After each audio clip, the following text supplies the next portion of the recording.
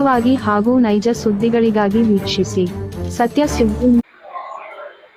ನಮ್ಮ ಜೊತೆ ಹಿರಿಯ ಪತ್ರಕರ್ತರಾದ ನಾಜಿಯಾ ಕೌಸರ್ ಮೇಡಮ್ ಅವರು ನಮ್ಮ ಜೊತೆಗಿದ್ದಾರೆ. ದಾವಣಗೆರೆ ದಕ್ಷಿಣ ವಿಧಾನಸಭಾ ಕ್ಷೇತ್ರದ ಏನು ಚುನಾವಣೆ ನಡೀತಾ ಇದೆ ಅದ್ರ ಬಗ್ಗೆ ಕುಲಂಕುಷವಾಗಿ ಇವರು ಅಲ್ಲಿ ಅಧ್ಯಯನ ಮಾಡಿದ್ದಾರೆ. ಅದ್ರ ಪ್ರಕಾರ ಮೇಡಮ್, ನಿಮ್ಮ ಪ್ರಕಾರ ಇಲ್ಲಿ ಈ ಬಾರಿ ದಕ್ಷಿಣ ವಿಧಾನಸಭಾ ಕ್ಷೇತ್ರಕ್ಕೆ ಅಲ್ಪಸಂಖ್ಯಾತ ಸಮುದಾಯಕ್ಕೆ ಟಿಕೆಟ್ ನೀಡಿಲ್ಲ. ಅದ್ರ ಬಗ್ಗೆ ನೀವು ಕೂಡ ಸಾಕಷ್ಟು ಸೋಷಿಯಲ್ ಮೀಡಿಯಾದಲ್ಲಿ ಧ್ವನಿ ಎತ್ತಿದ್ರಿ, ನಾವು ಕೂಡ ನೋಡಿದ್ದೀವಿ. ಈಗ ತಾವು ಈಗಿನ ಒಂದು ಸಿಚುವೇಶನ್ ಪ್ರಕಾರ ತಾವು ಏನು ಹೇಳಕ್ ಬಯಸ್ತೀರಿ?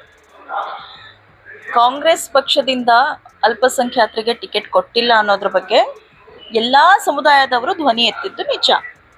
ಅದರಲ್ಲಿ ನಾನು ಕೂಡ ಒಬ್ಬಳು. ಅದರ ಬೇಸರ ನನಗೂ ಕೂಡ ಇದೆ. ಆದರೆ ಈಗ ಎಲೆಕ್ಷನ್ ಹತ್ತಿರ ಬರ್ತಾ ಇದ್ದಂತೆ ಸಿಚುವೇಶನ್ ಇಲ್ಲಿ ಚೇಂಜ್ ಆಗ್ತಾ ಇದೆ. ಸುಮಾರು 25 ಜನ ಕ್ಯಾಂಡಿಡೇಟ್ಸ್ಗಳು ನಾಮಿನೇಷನ್ ಫೈಲ್ ಮಾಡಿದ್ದಾರೆ. ಡೀಟೇಲ್ಸ್ ಇಲ್ಲಿ ನೀವು ನೋಡೋದಾದ್ರೆ ಏನಾಗ್ತಾ ಇದೆ ಅಂದರೆ, ಅಲ್ಪಸಂಖ್ಯಾತರು ಈಗ ಎಚ್ಚೆತ್ತುಕೊಳ್ಳುವ ಸಮಯ. ನಾನು ಅಲ್ಪಸಂಖ್ಯಾತರಿಗೆ ಹೇಳೋದು ಇಷ್ಟೇ, ಬಟೋಗೆ ತೊಕ್ಕಟೋಗೆ. This is the high time. ನೀವು ಎಚ್ಚೆತ್ತುಕೊಳ್ಳಲೇಬೇಕು. 25 ಜನ, ಅದರಲ್ಲಿ ಸುಮಾರು ಜನ 10ರಿಂದ 15 ಜನ ಮುಸಲ್ಮಾನರು ನಾಮಿನೇಷನ್ ಫೈಲ್ ಮಾಡಿದ್ದಾರೆ. ಒಬ್ಬೊಬ್ರು 1,000 ಓಟನ್ನು ತೆಗೆದುಕೊಂಡ್ರು ಅಂದ್ರೆ 15,000 ಅಲ್ಲೇ ಓಟು. 25 ಜನ ಇದ್ದಾರೆ, 25,000 ಅಲ್ಲೇ ಓಟು ವೇಸ್ಟ್ ಆಗುತ್ತೆ. ಹಾಗಾಗಿ we have to get united. This is the high time. ನೋಡಿ, ಎಲ್ಲರೂ ಅಲ್ಪಸಂಖ್ಯಾತರು ಸೇರಿ ಒಬ್ಬ ಕ್ಯಾಂಡಿಡೇಟ್ ಆಗಿ ಮಾಡಿ ನಾಮಿನೇಷನ್ ಫೈಲ್ ಮಾಡಿಸಿ ಎಲ್ಲ ಇವರಿಗೆ ಗೆಲ್ಸೋಣ ಅಂತ ಡಿಸೈಡ್ ಮಾಡ್ತಿದ್ರೆ ಅದು ಬೇರೆ ಮಾತಾಗಿತ್ತು. ಬಟ್ ನಮ್ಮಲ್ಲಿ ಯೂನಿಟಿ ಇಲ್ಲ. ಸೊ ಅನ್ಫಾರ್ಚುನೇಟ್ಲಿ ಯಾವುದೇ ಕೋಮು ಶಕ್ತಿಗಳು ನಮ್ಮ ದಾವಣಗೆರೆಯಲ್ಲಿ ಕೆಲಸ ಮಾಡಬಾರ್ದು. ಹಾಗೆ ನಾವು ನೋಡ್ಕೊಳ್ಳೋದು ಜವಾಬ್ದಾರಿ ಕೂಡ ನಮ್ದಿದೆ. ಹಾಗಾಗಿ ದಯವಿಟ್ಟು ಎಲ್ಲರೂ ಯುನೈಟ್ ಆಗಿ ಯಾವುದೇ ಕೋಮು ಶಕ್ತಿಗೆ ಅವಕಾಶವನ್ನು ಕೊಡದೆ ನಮ್ಮ ನಾಯಕರು, ನಮ್ಮ ಅಲ್ಪಸಂಖ್ಯಾತ ನಾಯಕರು 9 ಜನರು ಏನ್ ಹೇಳಿದ್ದಾರೆ, 2 ವರ್ಷ ಟೈಮ್ ಕೊಡಿ, ಮುಂದೆ ನಮ್ಗೆ ಪರಿಗಣನೆ ಮಾಡ್ತೇವೆ, ಚಾನ್ಸ್ ಕೊಡ್ತೇವೆ ಅಂತ CM ಹೇಳಿದ್ದಾರೆ, DCM ಹೇಳಿದ್ದಾರೆ, ನಮ್ಮ ಎಲ್ಲಾ ಲೀಡರ್ಸ್ ಹೇಳಿದ್ದಾರೆ, ಮೈನಾರಿಟಿ ಲೀಡರ್ಸ್ ಕೂಡ ಹೇಳಿದ್ದಾರೆ. ಹಾಗಾಗಿ ಕೋಮು ಶಕ್ತಿಗಳಿಗೆ ಅವಕಾಶ ಕೊಡದೆ this is the high time. ಅಲ್ಪಸಂಖ್ಯಾತರು ಬಟೋಗೆ ತೊಕಟೋಗೆ. ದಯವಿಟ್ಟು ನಿಮ್ಮ ವೋಟ್ ಡಿವೈಡ್ ಆಗದಂತೆ ನೋಡಿಕೊಳ್ಳಿ. ಹಾಗಾಗಿ ನಾವು ಏನೇ ವಿಚಾರ ಆಗ್ಲಿ, ನಮ್ಮ ಲೀಡರ್ಸ್ ಬಗ್ಗೆ ನಾವು ಕೂಡ ಅಷ್ಟು ಧ್ವನಿ ಎತ್ತಿದ್ವಿ, ಇಲ್ಲ ಅಂತ ಅಲ್ಲ, ಬಟ್ ಡಿವೈಡ್ ಆಗ್ಬಾರ್ದು. ಮೇಡಮ್, ಡಿವೈಡ್ ಆಗ್ಬಾರ್ದು ಅಂತ ತಾವು ಹೇಳ್ತೀರಾ. ಅದೇ ರೀತಿಯಾಗಿ ಅಹಿಂದ ಮತಗಳು ಸಾಕಷ್ಟು ಇದಾವೆ. ಬರೀ ಅಲ್ಪಸಂಖ್ಯಾತರ ಮತಗಳು ಮಾತ್ರ ಇಲ್ಲ, ಅಹಿಂದ ಮತಗಳಿದಾವೆ, ಲಿಂಗಾಯತರ ಮತಗಳಿದಾವೆ. ಅವರು ಕೂಡ ಸಾಕಷ್ಟು ಜನ ಸ್ಪರ್ಧೆ ಮಾಡಿದ್ದಾರೆ. ಹಾಗಾಗಿ ಪ್ರಜಾಪ್ರಭುತ್ವದಲ್ಲಿ ಯಾರು ಬೇಕಾದ್ರೂ ಸ್ಪರ್ಧೆ ಮಾಡಬಹುದು. ಅದರಲ್ಲಿ ಈಗ ಅತಿ ಹೆಚ್ಚು ನಾವೇನ್ ಕೇಳಿ ಬರ್ತಾ ಇದ್ವಿ, ಬೇಸರ ಏನಿತ್ತಪ್ಪ ಅಂದ್ರೆ ಒಂದು ಅಲ್ಪಸಂಖ್ಯಾತರಿಗೆ ಎಲ್ಲೂ ಕೂಡ ಪರಿಗಣಿಸ್ತಾ ಇಲ್ಲ ಅಂತ ಹೇಳ್ಬಿಟ್ಟು ಇದು ಧ್ವನಿ ಎತ್ತದು. ಹಾಗೂ ಈಗಲೂ ಕೂಡ ಸಹ ಧ್ವನಿ ಎತ್ತುತ್ತಾ ಇದ್ದಾರೆ. ಇನ್ನು ಸಾಕಷ್ಟು ಜನ ಕಣದಲ್ಲಿದ್ದಾರೆ, ಎಲ್ಲರೂ ಕೂಡ ಸರ್ದಿಲ್ಲ, ಇನ್ನೂ ಕೂಡ ನಡೀತಾ ಇದೆ. ಇದ್ರ ಬಗ್ಗೆ ತಮ್ಮ ಅಭಿಪ್ರಾಯ? ಅದೇ ಹೇಳ್ತಾ ಇರೋದು, ಕಣದಲ್ಲಿದ್ದಾರೆ. ಈಗ ನೀವು ಯಾರೋ ಒಬ್ಬ XYZ ಅಭ್ಯರ್ಥಿಗೆ ಸಪೋರ್ಟ್ ಮಾಡ್ತೀರಾ, ನಾನು ಯಾರೋ XYZ, ಎಲ್ಲ ಡಿವೈಡ್ ಆಗ್ತಾ ಇದೆ ಓಟ್ಗಳು. ಇದಾಗಬಾರ್ದು. ನಾವು ನಮ್ಮ ಮೈನಾರಿಟಿ ಲೀಡರ್ಸ್ ಗಳನ್ನ ನಾವು ಅವ್ರಿಗೆ ನಂಬಿಕೆ ಇಟ್ಕೊಂಡು ಬಂದಿದ್ದೀವಿ. ನಮ್ಮ ಪರ ಅವರು ಧ್ವನಿ ಎತ್ತವರು. ನಮಗೆ ಏನಾದ್ರು ತೊಂದರೆ ಆದ್ರೆ ಸಾಮಾಜಿಕವಾಗಿ ಅವರೆಲ್ಲ ನಮ್ಮ ಪರ ಇರೋರು. ಎಷ್ಟಿದ್ರು ಕೂಡ ಅವ್ರನ್ನ ನಾವು ಬಿಟ್ಕೊಡಕ್ ಆಗೋದಿಲ್ಲ. ಅವರ ಪರ ನಿಲ್ಲಬೇಕಾದ ಸಮಯ. 2 years ಟೈಮ್ ಕೇಳಿದ್ದಾರೆ. ನಾವು ಒಂದಾಗೋಣ, ಅವರ ಸಪೋರ್ಟ್ ಮಾಡೋಣ ಅನ್ನೋದು ನನ್ನ ವಿಚಾರ. ಅದೇ ರೀತಿಯಾಗಿ ಹೇಳ್ಬೇಕಂದ್ರೆ ಮೇಡಮ್, ಈಗ 4% ರಿಸರ್ವೇಶನ್ ಆಗ್ಲಿ, ಹಿಜಾಬಿಂದ ಆಗ್ಲಿ, ಎಲ್ಲದೂ ಕೂಡ ಕಾಂಗ್ರೆಸ್ ಸರ್ಕಾರ ಇರ್ಬೇಕಾದ್ರೆ ಆಗಿರೋದು. ಇದೆಲ್ಲ ಕೂಡ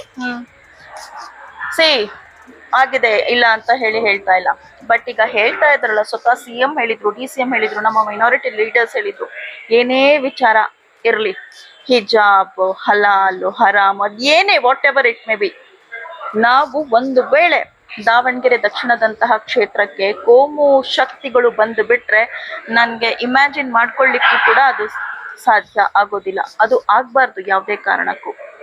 ನಮ್ಮ ಪರ ನಿಲ್ಲೋರು ನಮ್ಮ ನಾಯಕರೇ. So we will have to stand by them, we will have to obey them. ಒಂದು ವೇಳೆ ನಮ್ಮ ನಾಯಕರು ಅದು ಮಾಡದೇ ಇದ್ದಲ್ಲಿ ನಾವು ಪ್ರಶ್ನೆ ಮಾಡೋಣ, 100% ಮಾಡೋಣ. ಇಲ್ಲಿನ ಸಚಿವರಿದ್ದಾರೆ ಮಲ್ಲಿಕಾರ್ಜುನ್ ಅವರು, ಅವ್ರಿಗೆ ಪ್ರಶ್ನೆ ಮಾಡೋಣ, ಅಲ್ಪಸಂಖ್ಯಾತರ ನಾಯಕರಿಗೆ ಪ್ರಶ್ನೆ ಮಾಡೋಣ, CMಗೆ, DCMಗೆ, ಪ್ರತಿಯೊಬ್ಬರಿಗೂ ಪ್ರಶ್ನೆ ಮಾಡೋಣ. ಬಟ್ ಮುಸಲ್ಮಾನರ ವೋಟ್ ಡಿವೈಡ್ ಆಗಕೂಡದು ಅನ್ನೋದು ನನ್ನ ಸ್ಪಷ್ಟ ನಿಲುವು. ಯಾಕೆಂದ್ರೆ ಆಗ ಇದ್ದ ಆಕ್ರೋಶ ಬೇರೆ, ಬಟ್ ಈಗ ಏನಾಗಿದೆ, ವೋಟ್ಗಳು ಡಿವೈಡ್ ಆಗ್ತಾ ಇದೆ. ಎಲ್ಲರೂ ಅವರವರ ಗುಂಪಲ್ಲಿ ಹೋಗ್ತಾ ಇದ್ದಾರೆ. ಇದು ಆಗ್ಬಾರ್ದು. 25 ಜನರ ಮಧ್ಯೆ ಅಲ್ಪಸಂಖ್ಯಾತರ ಓಟ್ ಡಿವೈಡ್ ಆಗ್ಬಾರ್ದು ಅನ್ನೋದು ನನ್ನ ಉದ್ದೇಶ.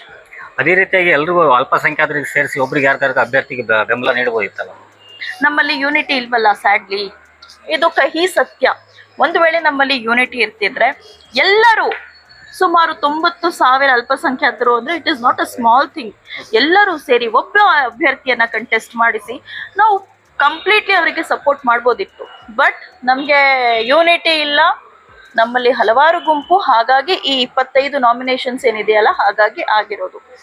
ಸೊ ಈಗ ಇರೋ ಪರಿಸ್ಥಿತಿ ಏನು ಅಂದ್ರೆ ನಾವು ಯಾವುದೇ ಕೋಮು ಶಕ್ತಿಗಳಿಗೆ ನಾವು ಅವಕಾಶ ಕೊಡದೆ ನಮ್ಮ ನಾಯಕರ ಪರ, ನಮ್ಮ ಲೀಡರ್ಸ್ ಪರ ನಾವು ನಿಲ್ಲಲೇಬೇಕಾದ ಹೈ ಟೈಮ್ ಇದು. ಸೊ ನಾನು ಅಲ್ಪಸಂಖ್ಯಾತರಿಗೆ ಇಡೀ ದಾವಣಗೆರೆ ದಕ್ಷಿಣ ಕ್ಷೇತ್ರದ ಜನತೆಗೆ ನಾನು ಹೇಳೋದೇನು, ಬಟೋಗೆ ಕಟ್ಟೋಗೆ, ದಯವಿಟ್ಟು ನಿಮ್ಮ ಓಟ್ ಡಿವೈಡ್ ಆಗದಂತೆ ನೋಡ್ಕೊಳ್ಳಿ.